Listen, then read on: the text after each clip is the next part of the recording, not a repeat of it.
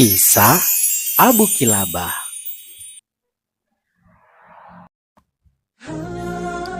Kisah Abu Kilabah yang selalu bersyukur dikisahkan dalam buku Rahasia Dahsyat di Balik Kata Syukur karya Yana Adam berdasarkan riwayat dari Abdullah bin Muhammad. Abdullah bin Muhammad pernah mengatakan, suatu hari aku pernah berada di daerah perbatasan wilayah Aris di negeri Mesir.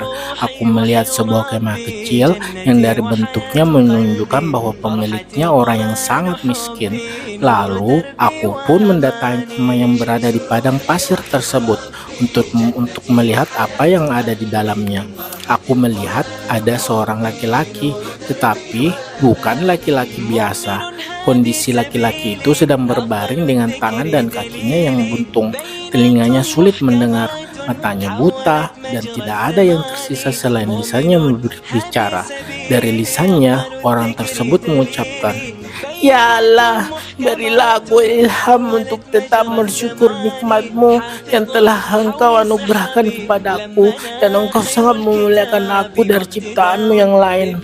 Lantas aku pun menemuinya dan berkata kepada orang itu, "Wahai saudaraku, nikmat mana Allah mana yang engkau syukuri?"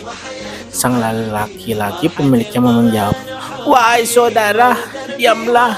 Demi Allah, seandainya Allah datangkan lautan, niscaya laut tersebut akan menenggelamkanku, atau gunung apa yang pasti aku akan terbakar, atau dijatuhkan langit kepadaku yang pasti akan menerumukanku.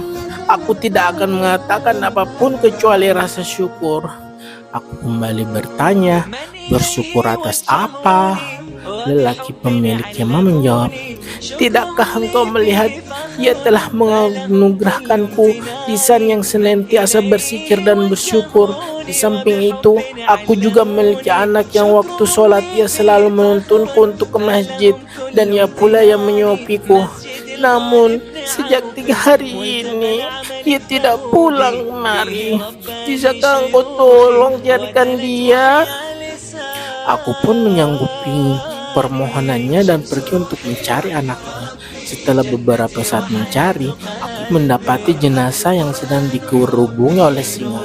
Ternyata anak laki-laki tersebut telah diterkam oleh kumpulan singa. Mengetahui tragedi itu, aku pun bingung bagaimana cara mengatakan kepada laki-laki pemilik kemah itu. Aku lalu kembali dan berkata kepadanya untuk menghiburnya, "Wahai saudaraku, sudahkah engkau mendengar kisah tentang Nabi Ayub?" Lelaki itu menjawab, "Iya, aku tahu kisahnya." Kemudian aku bertanya lagi, "Sesungguhnya Allah telah memberinya cobaan dalam urusan hartanya. Bagaimana keadaannya dalam menghadapi musibah itu?" Ia menjawab, "Ia menghadapinya dengan sabar." Aku bertanya kembali, "Wahai saudaraku, Allah telah menguji Ayub dengan kefakiran. Bagaimana keadaannya?" Lagi-lagi ia menjawab, "Ia bersabar." Aku kembali memberi pertanyaan. Ia pun diuji dengan tewasnya semua anak-anaknya. Bagaimana keadaannya? Ia menjawab, "Ia tetap bersabar." Aku kembali bertanya yang terakhir kali. Ia juga diuji dengan penyakit di badannya. Bagaimana keadaannya? Ia menjawab dan balik bertanya, "Ia tetap bersabar. Sekarang katakan padaku, di mana anakku?"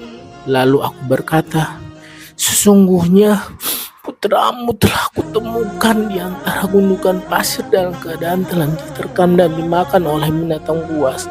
Semoga Allah melipat gandakan pahala bagimu dan menyabarkan engkau."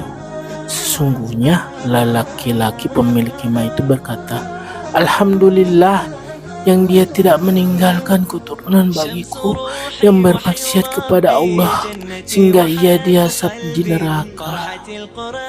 Kemudian ia menarik napas panjang lalu meninggal dunia. Aku pun membaringkannya di tanganku, tutupi dengan jubahku dan meminta bantuan kepada 4 orang laki-laki yang lihat mengendarai kuda untuk mengurus jenazahnya. Keempat laki-laki tersebut ternyata mengenali jenazah yang tinggal di kemah kecil. Mereka berkata, "Ini adalah Abu Kilabah, sahabat dari Abu Abbas.